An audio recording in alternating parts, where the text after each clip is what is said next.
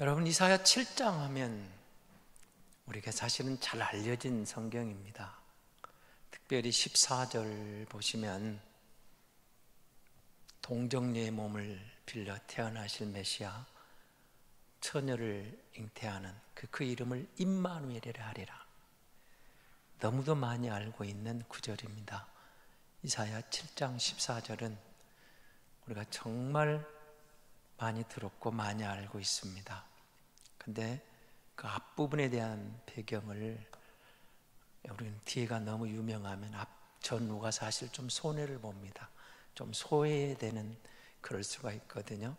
그래서 오늘 앞부분 1절에서 9절 말씀을 가지고 그 메시아 탄생, 동정녀 임마누엘의 구원을 약속하게 된 그런 배경적인 기사 속에서 어쩌면 우리 시대에 다시 오실 주님 마라나타, 아멘 주 예수여 오시옵소서 소망하는 교회를 향하여, 성도들을 향하여 주님이 주시는 말씀이다. 함께 상고해 보려고 합니다. 아하스 왕 때입니다. 그 2절을 보시면 그 아하스 왕 때에 두 나라가 동맹을 해가지고 침공을 하게 됩니다. 그러니까 여기 나와 있는 아람과 에브라임으로 되어 있죠. 이 말은 시리아와 북이스라엘이 동맹을 맺어서 남유다 왕 아하스 때에 침략해 오고 있다, 침략한다는 소식이 들렸다, 뭐 그런 뜻입니다. 침략을 해오는데 두 나라가 침략을 해올 때 그 배경이 있었습니다. 여러분, 이때 세상이 소위 말하는 가나안 지역과 북방, 남방을 주도하는 세력이 아수르 제국이었습니다. 그래서 그 아수르 세력이 이제 계속 제국이라는 건 영토를 넓혀가거든요. 이 민족을 침략해서 자기 나라 영토를 넓혀오는 제국에 맞서서 시리아 왕이, 북이스라엘 왕, 이 당시 베가 왕이라는 왕이 등장을 합니다. 동맹을 맺어가지고 여기에다가 남유다 아하스 왕에게 동맹을 맺자. 그래서 우리끼리 좀 합치면 아수르가 쳐들어올 때 감당할 수 있지 않겠느냐. 그러니까 그 주변의 작은 나라 중에서 그 당시 그래도 좀 힘이 있는 세 나라가 합쳐서 아수르를 좀 한번 반항해 보자, 이렇게 제안을 했던 겁니다. 그런데 이 제안을 듣고 베가 북이스라엘은 오케이 했는데 남유다 아하스 왕이 아니야, 우리는 그 전쟁에 동참할 수가 없어. 이제 일이 되니까 이 아람 왕 르신과 에브라임 베가가 화가 났습니다. 그래서 먼저 자들이 동맹을 맺어서 그럼 유다 왕을 바꿔버리자. 여러분, 우리가 역사를 보면 되게 좀 강대국들이 쳐들어와서 아예 그냥 자기 나라에 병합해 버리는 경우도 있지만 많은 경우는 자기 나라 정책을 시행할 수 있는 왕들을 세워가지고 이끌어가는 것을 보게 됩니다. 그러니까 우리 편에 설 수 있는 왕을 한번 만들어 보자. 이 아하스 왕을 쫓아내고 우리 뜻에 동조할 수 있는, 그래서 아수르에 맞설 수 있는 그런 우리 편으로 왕을 세워보자, 이 전략을 가지고 들어오는 겁니다. 근데 여기에 대해서 아하스가 거절하고, 여러분, 이 상황 자체가 사실은 불행한 거죠. 왜냐하면 북이스라엘과 남유다는 한 나라입니다. 두 나라가 아니었죠. 솔로몬이 죽고 아쉽게도 이 르호보암 왕 때 두 나라로 갈라섭니다. 갈라서서 여기까지 왔는데 그래도 한민족이잖아요. 여러분, 우리가 아쉽게도 6.25 전쟁을 거치고 남북한이 갈라져 있지만 그래도 내 민족인데 또 이렇게 일어나는 상황을 보면은 너무 마음이 아프잖아요. 70년이 넘어가는 정말 한반도의 비극은 어쩌면 이제는 우리 힘으로가 아닌 하나님의 특별한 은혜가 아니면 안 되는 상황으로 전개되어 가고 있거든요. 평화 통일을 이루기 위해서 하나님 특별한 은혜가 필요한 한반도의 상황처럼 아쉽게도 이것 때문에 결국 두 왕이 쳐들어오고 전쟁이 일어납니다. 그런데 이사야 선지자가 이제 등장을 합니다. 여러분 3절에 보시면 여기 보면 이제 그때 여호와께서 이사야에게 말씀합니다. 너와 내 아들 스알야숲은 잇몸 수도 끝 세탁자의 밭 큰 길에 나가서 아하스를 만나라. 하나님이 이사야를 불러서 야 지금 아하스를 만나러 가. 근데 아하스가 지금 뭐 하고 있는 겁니까? 두 왕이 쳐들어온다니까 너무 떨리는 거예요. 사시나무 떨듯이 부들부들 떠니까 바람에 숲이 흔들리듯이 바람에 나무가 흔들리듯이 아하스 왕도 기겁을 하고 왕이 떠니까 겁을 먹으니까 백성들이 두려워서 부들부들 떨고 있는 그런 상황이 전개되는 겁니다. 그러나 그럼에도 불구하고 아하스는 전쟁을 준비해야 되잖아요. 그 당시 전쟁에 뭐 지금도 마찬가지입니다만은 양식하고 식수가 확보돼야 됩니다. 그래서 특별히 그때는 이 식수 문제는 시급했던 문제니까 아하스 왕이 그렇게 떨리는 가운데도 전쟁을 준비하러 거기에 가 있는데 하나님 이사야 선지자를 그곳에 보내는 겁니다. 그리고 그의 아들을 데리고 가게 합니다. 근데 여러분 그 아들의 이름이 뭐예요? 스알야숲입니다. 이 뜻이 있어요. 메시아와 연관되는데요. 남은 자는 돌아오리라. 자기 백성을 구원하실 임마누엘의 메시아를 이제 예언하시면서 이사야의 아들 여기 등장하는 스알야숲을 데려가면서 하나님이 그래도 그 가운데 구원할 자를 구원하시겠다는 구원의 메시지를 던지게 되는 거거든요. 그러니까 지금 그곳에 가서 이제 아하스 왕을 만나는 겁니다. 떨리는 가운데 전쟁을 준비하는 아하스가 얼마나 두려웠겠습니까? 그런데 이사야가 등장을 해서 그렇게 하는 겁니다. 두려워하지 마세요. 걱정하지 마세요. 이 전쟁은 결코 우리가 지는 싸움이 아닙니다.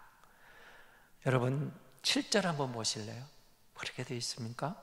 주 여호와의 말씀이 그 일은 서지 못하며 이루지 못하리라. 지금 이게 무슨 일이죠?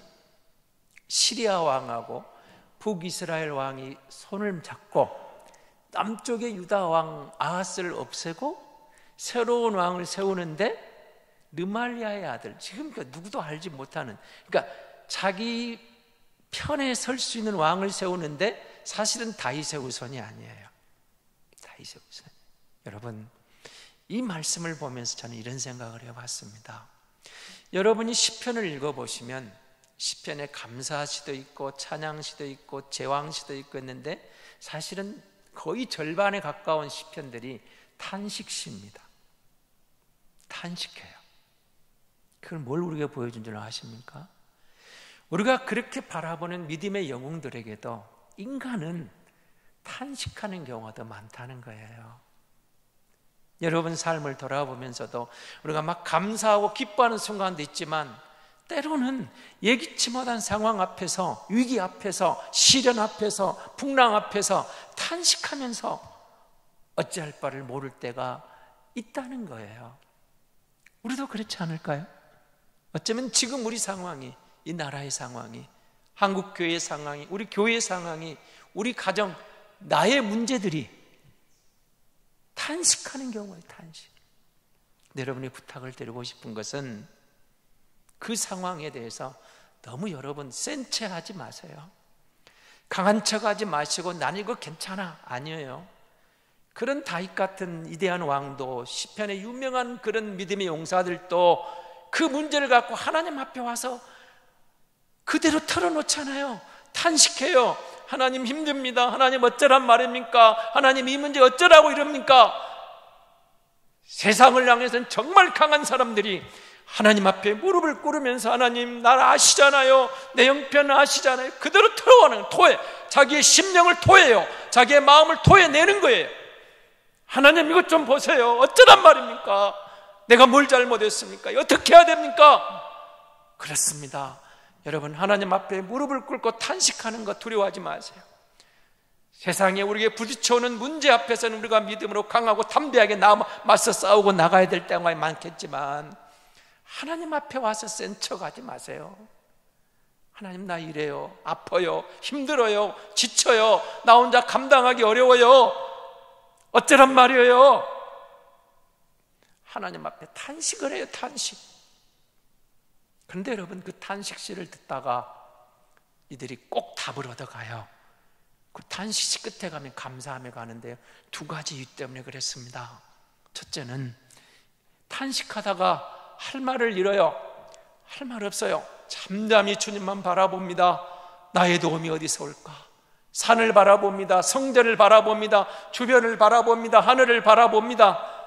하나님, 내게는 지혜가 없네요. 어쩌란 말입니까? 그러다가 그 마음에 하나님이 이걸 줘요. 잠잠히 자기 자신의 인생을 돌아보니까 하나님이 어려운 순간에 도와주신 게 있어요. 그때 정말 어려웠는데, 힘들었는데, 그때도 그 은혜로 극복했는데, 생각해 보니까 지금 너무 힘들지만 탄식이 나오지만 사실은 그때만 또 더 어려운 게 아니에요.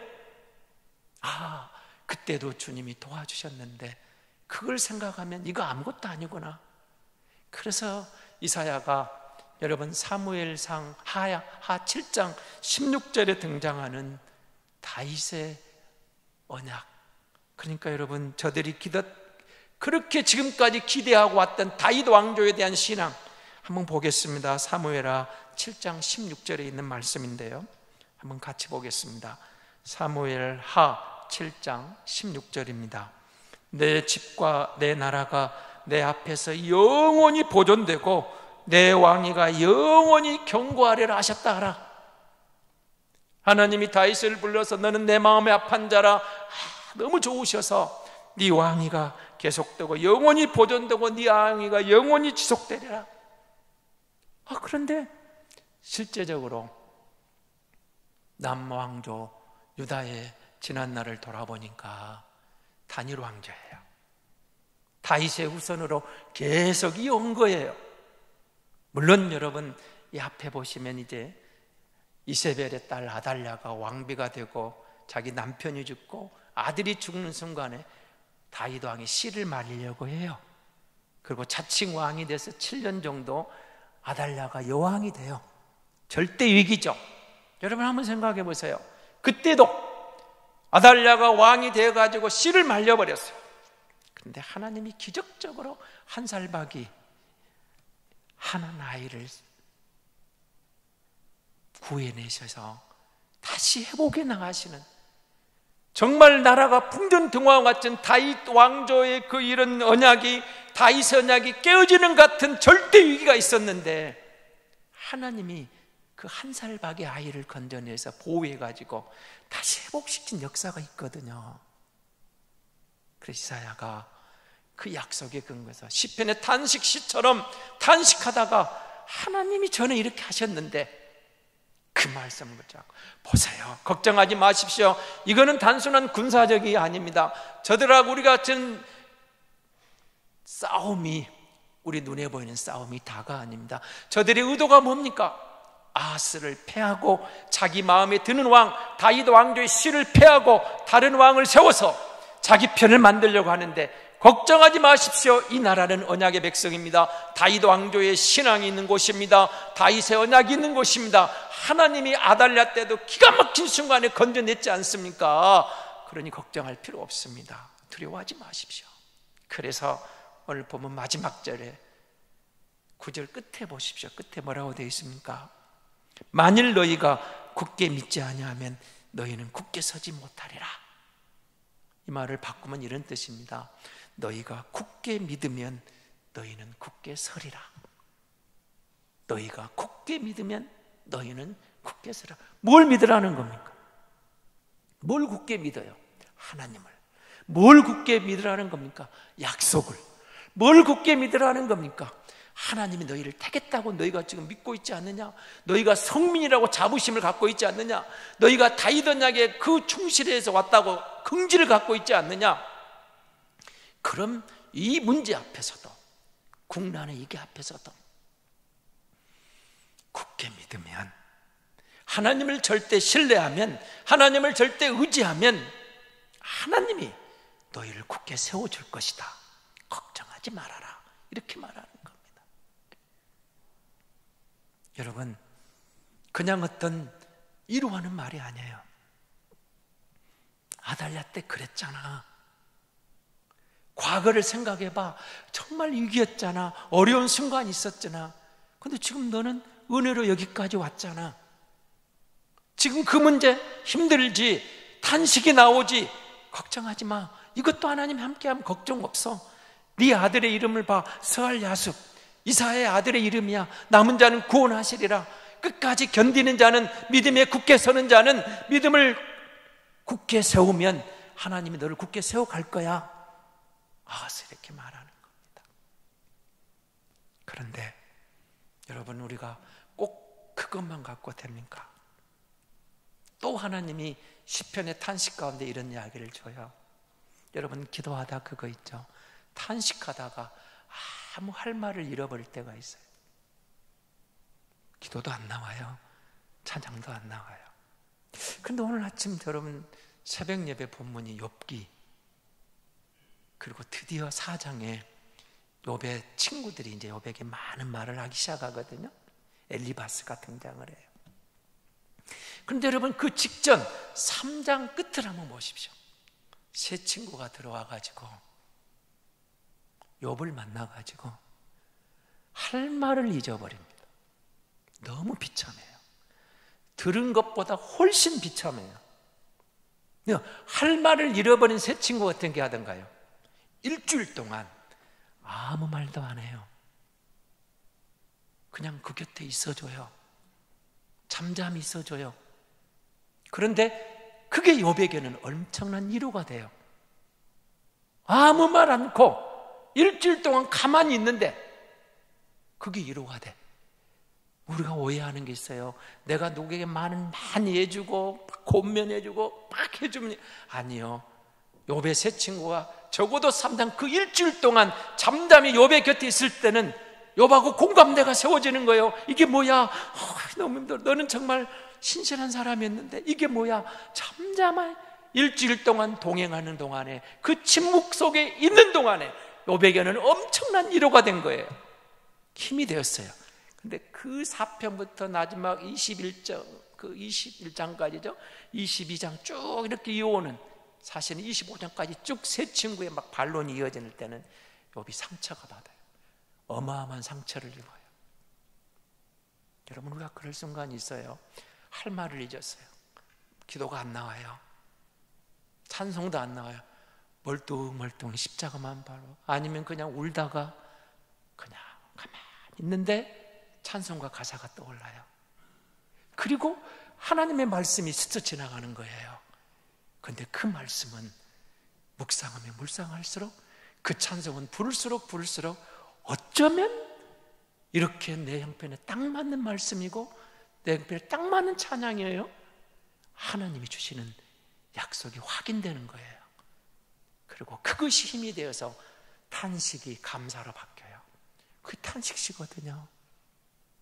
근데 이 장면에서 또 이사야가 아하스에게 하는 말이 그런 뜻입니다.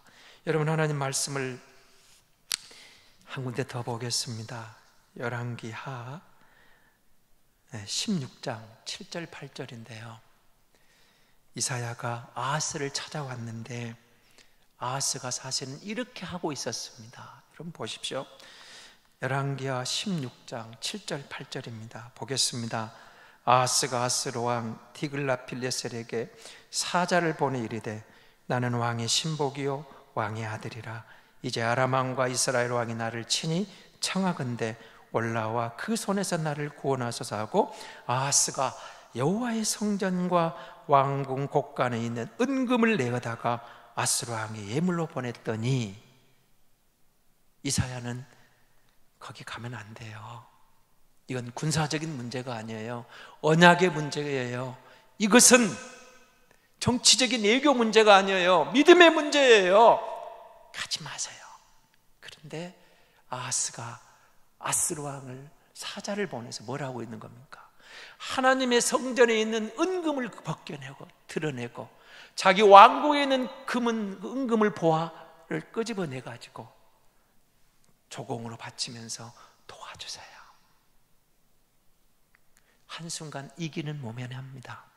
그것 때문에 두 왕의 침략을 막아내지만 아쉽게도 한 동족인 북이스라엘이 이 전쟁에 지고 12년 만에 망해버립니다.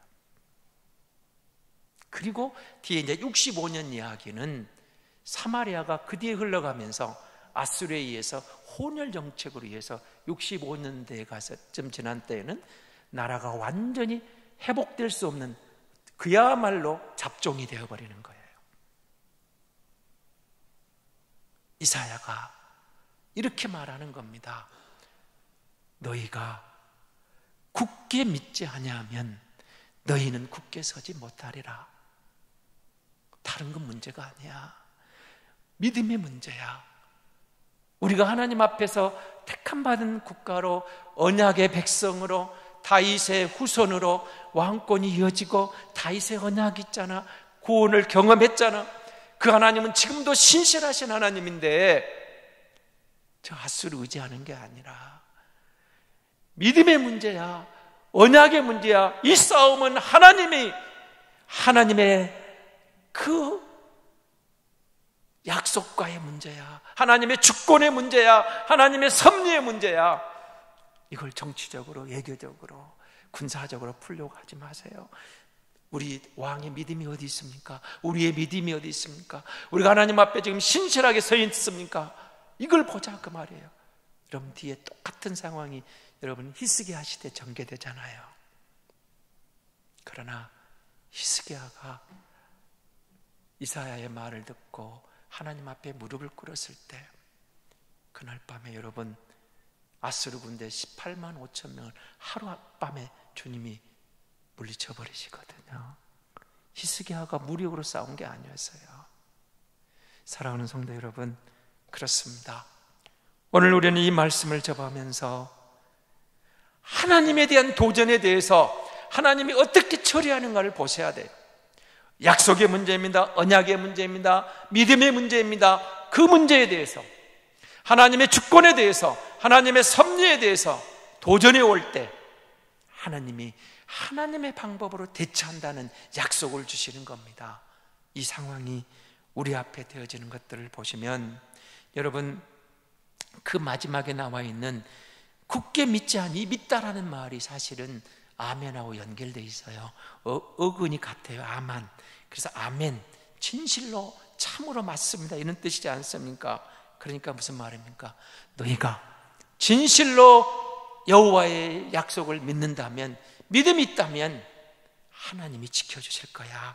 아멘, 아멘.